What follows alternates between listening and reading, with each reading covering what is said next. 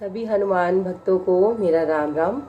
दोस्तों, आज आपके लिए फिर से एक नया वीडियो लेकर आई हूँ और इस वीडियो के अंतर्गत आज मैं आपको बताऊंगी कि आपको बाबा को कैसे चिट्ठी लिखनी है। देखिए दोस्तों, चिट्ठी वाला मैंने 2 वीडियो बनाया था और उसमें अच्छे से समझाया भी था, लेकिन बहुत सारे प्रश्न उसमें आ रहे हैं कि चिट्ठी कैसे लिखें, किस तरीके से लिखें, क्या करें उसका, चिट्ठी का कहाँ रख सकते हैं, और अगर मनोकामना पूरी हो जाए तो फिर उसके बाद उस चिट्ठी का क्या करें। तो मैं पूरा आपको डिटेल में बताने के लिए इस वीडियो में आई हूँ और आपको मैं अपनी लिखी हुई चिट्ठी भी दिखाऊंगी। मैंने पिछले साल ये चिट्ठी लिखी थी अपने बेटे की नौकरी के 2-3 दिन पहले। मुझे पूरा विश्वास था मन में कि उसका रिजल्ट पॉजिटिव ही आएगा, लेकिन आप जानते हैं कि बच्चा कितनी भी मेहनत करे लेकिन कुछ ना कुछ परेशानी आने की वजह से आजकल सिलेक्शन रुक जाता है। तो मैंने बाबा को एक चिट्ठी लिखी थी 3 दिन पहले और 3 दिन में मुझे उसका पॉजिटिव रिजल्ट आया है। मेरे मेकअप पे मत जाइएगा, आज मैं कहीं से आई थी तो उसके बाद बस मैंने वैसे ही वीडियो बनाना शुरू कर दिया है। तो आप सोचेंगे कि इतना मेकअप करके मैं बैठी हुई हूँ, तो मैं कहीं गई हुई थी। तो दोस्तों, मैं आपको बता दूं कि आपको बाबा को जब भी चिट्ठी लिखनी है, किसी भी दिन आप चिट्ठी लिख सकते हैं, उसकी कोई आपके ऊपर बाउंडेशन नहीं है। केवल आपको चिट्ठी लिखते समय इस बात का ध्यान रखना है कि आपको पेन जो है वो रेड या ऑरेंज कलर का ही इस्तेमाल करना है। डार्क कलर का पेन आपको इस्तेमाल नहीं करना है, मतलब नीला है, काला है, इस तरीके का पेन आपको इस्तेमाल नहीं करना है, ठीक है। 2 तरफ, मतलब जिस पेज पे आप दोनों तरफ लिख सकें वैसा पेज आपको लेना है, क्योंकि आपको एक तरफ कुछ और लिखना है और एक तरफ अपनी चिट्ठी लिखनी है, तभी वो चिट्ठी स्वीकार होगी। मैं आपको चिट्ठी लिखने का पूरा तरीका बता रही हूँ, विद प्रूफ भी दिखा रही हूँ चिट्ठी। हो सकता है आपको ये चिट्ठी कुछ ढंग से ना दिखे। देखिए मैंने किस तरीके से इसमें लिखा है, क्योंकि कैमरे में हमेशा उल्टा दिखाई देता है तो आपको उल्टा दिखाई दे रहा होगा, लेकिन इसी तरीके से आपको पेपर लेकर एक तरफ उसके पूरा ऐसे राम नाम लिख देना है, पूरा पेज भर देना है 108 बार, या जितने भी आपको आ जाए इस पेपर पे उतना नाम लिखना है। उसके बाद आपको दूसरी तरफ देखिए चिट्ठी लिखनी है। रेड पेन का मैंने इस्तेमाल किया है। चिट्ठी आपको उल्टी समझ में आएगी, उसका आपको पढ़ने में नहीं आएगा, लेकिन इसी तरीके से आपको अपने मन की बात लिखनी है। और ऊपर यहाँ पे आपको जो नजर आ रहा है, यहाँ पे आपको लिखना है एक पत्र राम जी का हनुमान जी के नाम। इस तरीके से आपको लिखना है, एक पत्र राम जी का हनुमान जी के नाम। और नीचे इस जगह आपको यहाँ पर जरूर लिखना है कि बाबा आपको राम जी का वास्ता मेरी ये मनोकामना आप पूरी जरूर कीजिए, आपकी बेटी या बेटा। यहाँ पर आपको अपना नाम लिख देना है। बिल्कुल चिट्ठी उसी तरीके से लिखनी है जैसे कि किसी अपने को चिट्ठी लिखी जाती है, क्योंकि आपके अपने ही हैं वो जिन्हें आप चिट्ठी लिख रहे हैं। पेपर आप कोई भी लीजिए, साफ सुथरा होना चाहिए। एक तरफ आपको राम जी का नाम लिख देना है इस तरीके से, और एक तरफ आपको चिट्ठी लिखनी है। ऊपर आपको पता है मैंने क्या बताया, एक पत्र राम जी का हनुमान जी के नाम, और यहाँ पे आपको राम जी का वास्ता मेरी ये मनोकामना पूरी कर दीजिए। राम जी का वास्ता तभी दीजिएगा हनुमान जी को जब आपकी कोई ऐसी मनोकामना हो जिसका पूरा होना बहुत ज़रूरी है। ऐसी कोई मनोकामना मत मांगिएगा कि आपको पैसे रुपए चाहिए, आपको कहीं घूमने जाना है तो आप प्रार्थना करने बैठ गए। इस तरीके से आपको बाबा को चिट्ठी बार बार नहीं लिखनी है, ठीक है।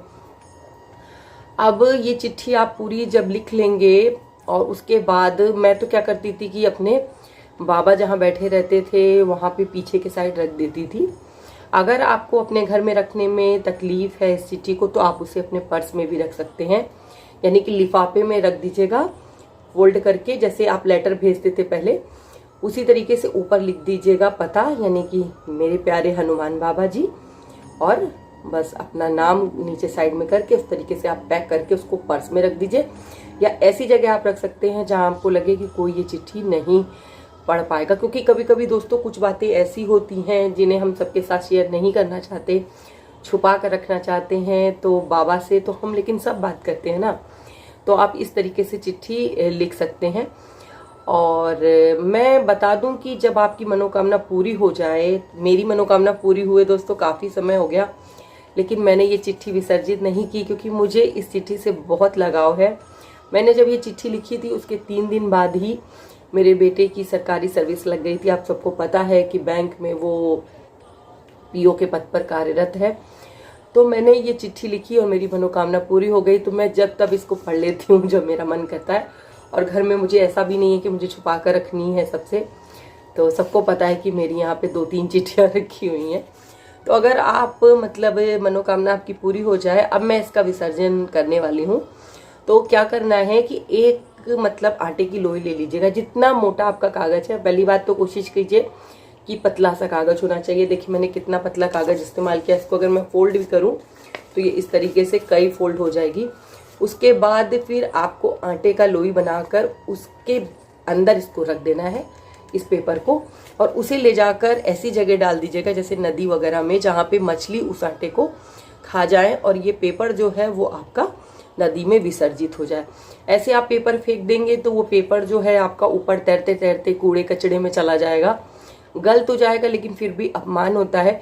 लेकिन अगर आप आटे की लोई के साथ उसे डालेंगे तो आटा थोड़ा सा हैवी होता है और वो नीचे चला जाएगा। और राम नाम का जब इस तरीके से आप आटे में लगाकर वो करते हैं तो उसका आपको क्या सुखद परिणाम होगा ये आपको तब पता चलेगा जब आप इस उपाय को करेंगे। ठीक है, इस तरीके से आपको बाबा की चिट्ठी लिखनी है और मैंने आपको पूरी विधि बता दी है कि आपको क्या करना है। मैं दोस्तों आपको बाबा के दर्शन करा दूं। उस दिन मुझसे गलती हो गई थी, वीडियो बनाते समय मैंने वीडियो में क्लिप जोड़ी थी अपने हनुमान जी की, लेकिन वो सही से एडिट नहीं हो पाई थी, तो मुझे उसका बहुत अफसोस है। तो मैं आपको मंदिर के दर्शन करा दे रही हूँ। देखिए मेरा घर बहुत छोटा सा है। मैं आपको बता दूं मेरे बाबा जो हैं वो सामने की तरफ बैठे हुए हैं। मैं आपको दिखा दे रही हूँ, ये देखिए, ये आपको दिख रहे होंगे मेरे बाबा जी। छोटे से पास से दिखाऊं, एक दिन पास से भी आपको पूरा वीडियो दिखाऊंगी, अपने लड्डू गोपाल दिखाऊंगी।